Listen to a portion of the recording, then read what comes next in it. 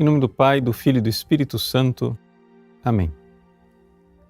Meus queridos irmãos e irmãs, celebramos hoje a memória de Nossa Senhora Rainha.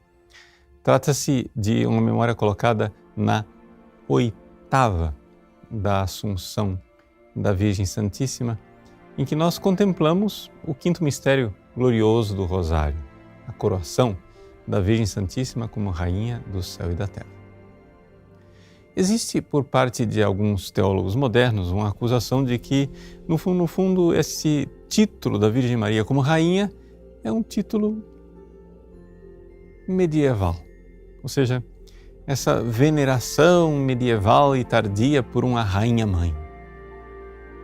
Só que isso é uma profunda ignorância daquilo que é a verdadeira cultura bíblica e aquilo que é o mistério de Nosso Senhor Jesus Cristo. O Evangelho de hoje, o anúncio do arcanjo São Gabriel à Virgem Maria, nos põe diante desta realidade. O anjo diz à Virgem Santíssima que Jesus irá se sentar no trono de seu pai Davi. Ou seja, Jesus é o Messias prometido, sim, mas o Messias prometido era um filho de Davi e, portanto, um rei como seu pai Davi. O que acontece é que Deus prometeu e cumpriu muito mais do que ele prometeu. Porque o reinado de Cristo não é somente o reinado de Davi, muito maior. É o reinado de Deus nos corações. Agora, existe uma característica no Antigo Testamento a respeito da linhagem de Davi.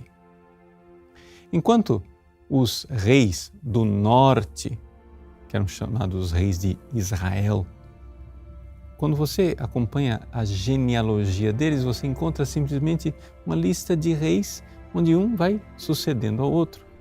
Os reis do sul, ou seja, os reis de Judá, descendentes de Davi, têm uma característica diferente. Muitíssimas vezes, quando se fala do rei, se fala de sua mãe. E isto nasce a partir de Salomão, o primeiro filho de Davi.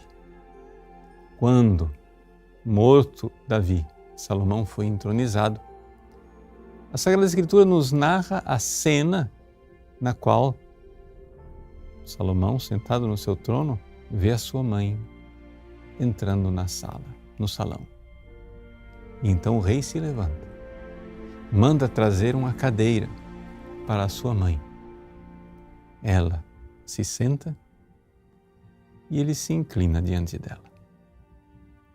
Dali para frente, os reis davídicos, que pelos costumes do Antigo Testamento tinham muitas mulheres, não tinham uma rainha que lhes fosse esposa, mas tinham sim uma rainha, que era sua mãe. Esposa, Salomão tinha muitas. Mãe, ele só tinha uma. E dali para frente, ser mãe do rei davídico significava ser a rainha-mãe. Havia inclusive um título para isso, a Gevirá.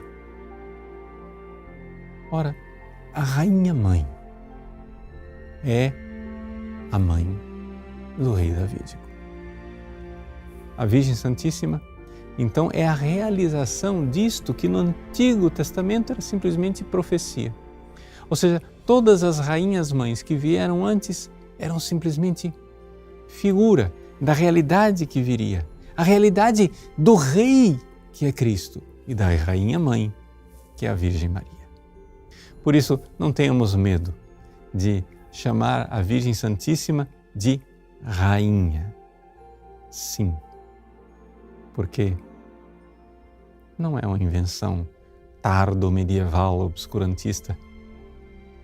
Também porque a Idade Média, de obscuro, não tem nada. Mas é verdadeiramente a luminosidade da realização de uma profecia bíblica, anunciada preparada e prefigurada por séculos. Quando vemos então a Virgem Santíssima no céu, vestida de luz e coroada de glória, aquilo que Deus sonhou encontra sua plena realização. Ela é a Gevirá, Rainha do céu e da terra. Deus abençoe você. Em nome do Pai, e do Filho, e do Espírito Santo. Amém.